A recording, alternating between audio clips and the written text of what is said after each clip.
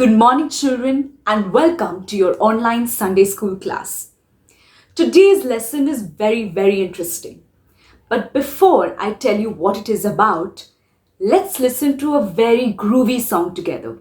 I'm sure most of you know this song, so please make sure you sing along or you dance along. So here we go. Say boy, let's not talk too much. Grab on my waist and put that body on me. Come on now, follow my lead. Come on now, follow my lead. I'm in love with the shape of you. We push and pull like a magnet do. Although my heart is falling too. I'm in love with your body. And last night you were in my room. And now my bedsheets smell like you. Every day discovering something brand new. I'm in love with your body. I'm in love with your body. I'm in love with your body. I'm in love with your body. Every day discovering something brand new. I'm in love with the shape of when we came. I'm sure all of you were very easily able to guess this song, and the lyrics are up on the screen here. Based on this part of the song, I have a few questions for you. The first question: do you think it is important to be physically very attractive to find love? The second question: the person singing the song is clearly in love with the shape of someone. What if the shape of this person changes? I mean, what if the person puts on more weight or loses too much of weight or loses their abs? Will there still be love in that relationship? That is my second question. And the third most important question: what do you think it takes for someone to be in love? Is it only physical characteristics or is there more? Take your time and discuss this with your teachers.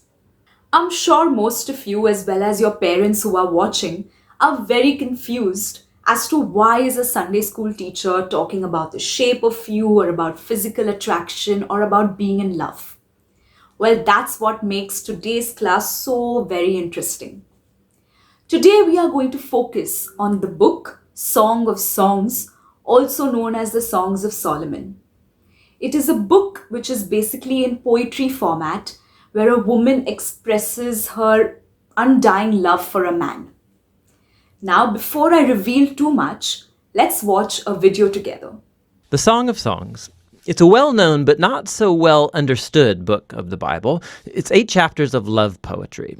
And while there is an introduction and a conclusion, the book doesn't have any kind of rigid literary design, and that's because it's a collection of poems. They're not meant to be dissected or taken apart. They're meant to be read as a flowing whole and simply enjoyed. The first line of the book tells us that it's the Song of Songs, which is a Hebrew idiom like the Holy of Holies or the King of Kings. It's a Hebrew way of saying the greatest thing. So this is the greatest song of all songs. Then we're told in the first line that this Song of Songs is of Solomon, which could mean that he is the author. His name does begin the book, after all. But as you read the poems, you discover that the main voice is that of a woman called the Beloved. And while there is also a male voice, it does not seem to be Solomon's. Solomon is mentioned a couple times in the poems, but he's never a speaker. And you do have to admit, Solomon is a very odd candidate as the author of this book, given the fact that he had 700 wives. For the lovers in the Song of Songs, they are the only ones in the world for each other. So the of Solomon likely means in the wisdom tradition of Solomon. He was known for his wisdom, his poetry, his love of learning about every part of life. And Solomon became the father of wisdom literature in Israel. And so his legacy is here carried on through a collection of love poems that explores the human experience of love and sexual desire. The opening poem introduces us to the basic theme of this book. We hear the voice of the young woman who delights in her man, a shepherd. Now, she's not married to him yet, but it becomes clear that they're engaged and they cannot wait to be together. From the introduction, the poems flow back and forth from the woman's voice to the man's, shifting from scene to scene without any kind of clear linear sequence or storyline. The poems move in these symphonic cycles, and key images and ideas get repeated and developed. So, So one of the basic themes uniting the poems is the intense desire that this couple has for each other, expressed through their constant seeking and finding. So after the opening poem, they're separated but on the hunt for one another. So the woman calls out, or she'll wake up from a dream or go looking for her lover, and more than once they'll find each other, they'll embrace, and then right when things start to get a bit racy, the scene will suddenly end and a new one will start. They're separated, looking for each other, and on it goes. Another repeated theme is the joy of the couple's physical attraction for one another. So multiple times they'll pause and describe each other with these elaborate metaphors. And here it's very helpful to know that these images and metaphors in Hebrew poetry are not primarily visual. If you try and paint a picture of these people based on the metaphors, you will end up with something that looks very, very strange. What you're supposed to do is reflect on the meaning of these images as they relate to the man and the woman. So you'll read through the poetic cycles, and the tension will keep building in their desire and joy and attraction. And this spiraling repetition is a poetic way of heightening and focusing on the mystery and power of sexual love. It all comes together in the conclusion, which pauses to summarize what these poems are all about. Love is as strong as death. Its passions are as severe as the grave. Its flashes are of fire, a divine flame. Many waters cannot extinguish love. Rivers cannot sweep it away. If one were to give all the wealth of one's house for love, he would be utterly scorned. The poem highlights the power and the intensity of love, how it's both beautiful but also dangerous. Like fire, love can destroy people if it's abused, or be life-giving if it's protected. Ultimately, love expresses the insatiable human longing to know and be fully known and desired by another. Love is one of the most transcendent and mysterious experiences in human life, and as a part of the Bible's wisdom tradition, this book says it's a gift from God. After this, there's an odd poem about Solomon trying to do what the previous poem just said was impossible, to buy love. The woman rejects Solomon's offer, and then the book concludes with the man and the woman. They're separate once more on the hunt for each other. He calls to hear her voice. She begs him to run away with her, and that's how the book ends. Just totally open-ended. But that's a lot like love, which never truly concludes, because there's always more to discover and pursue in your beloved. And so true love has no end, and neither does this book. Now, through history, the big question raised by the Song of Songs is, what on earth is love poetry doing in the Bible? There have been three main interpretations of this book throughout history.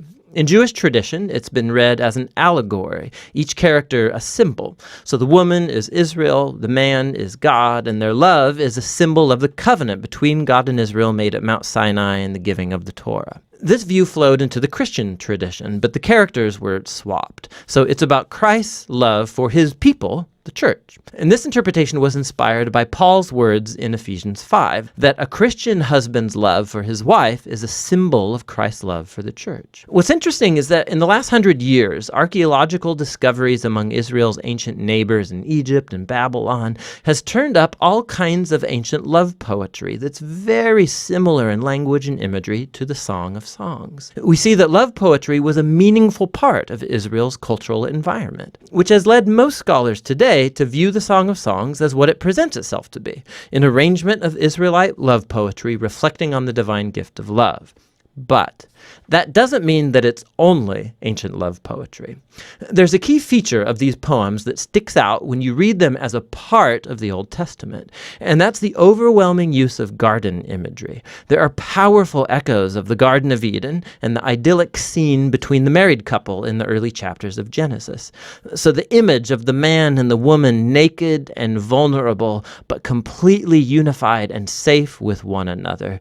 This resonates in the background of the Song of Songs. It's as if in these poems we are witnessing the love of a couple whose relationship is untainted by selfishness and sin. And so ultimately the song holds out hope that even though our own relationships are so often distorted by selfishness, love is a transcendent gift, and it's meant to point us to something greater, to the gift of God's love that will one day permeate and transform his beloved world. And that's what the Song of Songs is all about. This video teaches us two very important lessons. The first one, love as an emotion, can be beautiful and life-giving, but at the same time, it can be destructive and dangerous. A lot of our idea of what love is comes from our movies and comes from the songs we hear. For example, the girls who are prettily dressed and have a very skinny body are the ones who fall in love. Or the men with six abs and the biceps are the ones who are able to attract all the women. We also have songs to support that. For example, Tu Cheez Badi Hai Mast Mast. The idea of love is very objectified today. However, in the book of Song of Songs, it says that for two people to be in love, there should be mutual admiration, which basically means I love you for who you are and you love me back for who I am. So even if I put on a little weight or I lose a little weight or I lose some of my hair, I will still be in a loving relationship. The second lesson that this video teaches us is that love requires commitment, loyalty, and fidelity. The woman in the book of Song of Songs is madly in love with another man. However, King Solomon uses his wealth and gets married to this woman, thus demanding her love. However, love is a priceless treasure. It cannot be bought with any amount of wealth.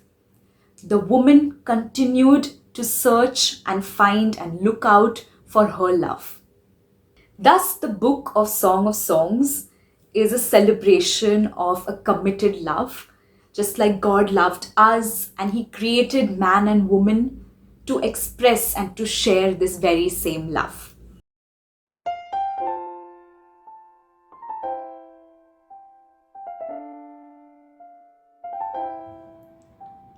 Having understood the deeper meaning of love from the book of Song of Songs,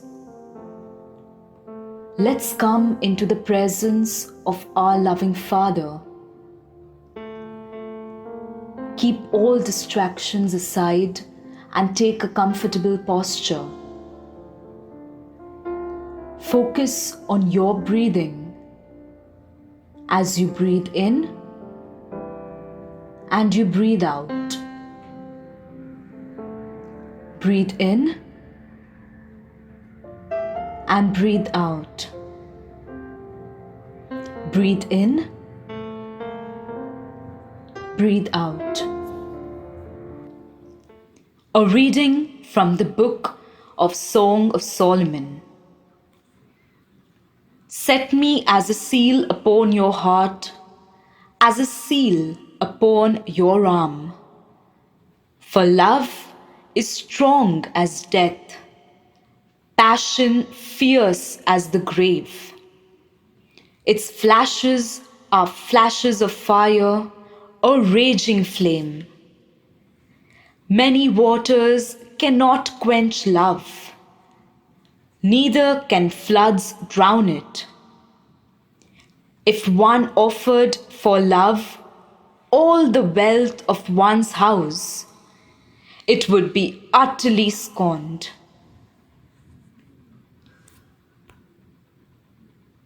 The word of the Lord. Thanks be to God. Let us bring to our minds all the people we love, our parents, grandparents, friends, teachers, siblings. What are the reasons we choose to love these people? Is our reason superficial or is our love deep? Can our love be bought with wealth or is it a priceless treasure? Can our love withstand storms and floods of arguments, misunderstandings? Or does our love weaken? Is our love sealed? Are we committed and loyal to the people we love? Lord, I come to Let my heart be changed, renewed, flowing from the grace that I found in you.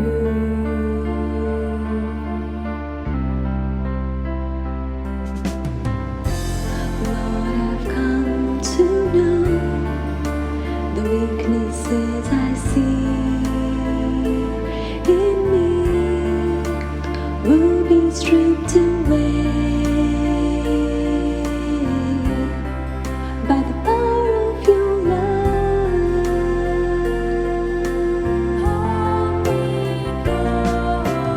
Hold me close, let your love surround me. Bring me near, draw me to your side.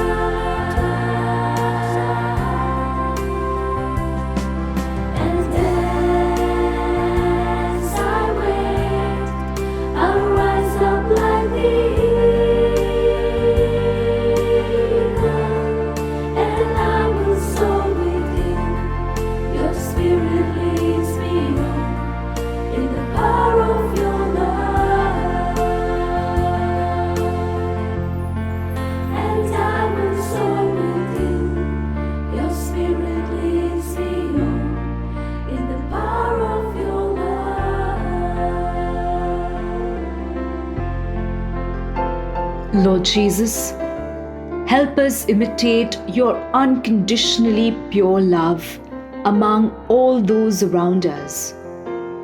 May we grow, impart, and experience love that is beautiful and life-giving. May we soar with you and experience the power of your love. Amen.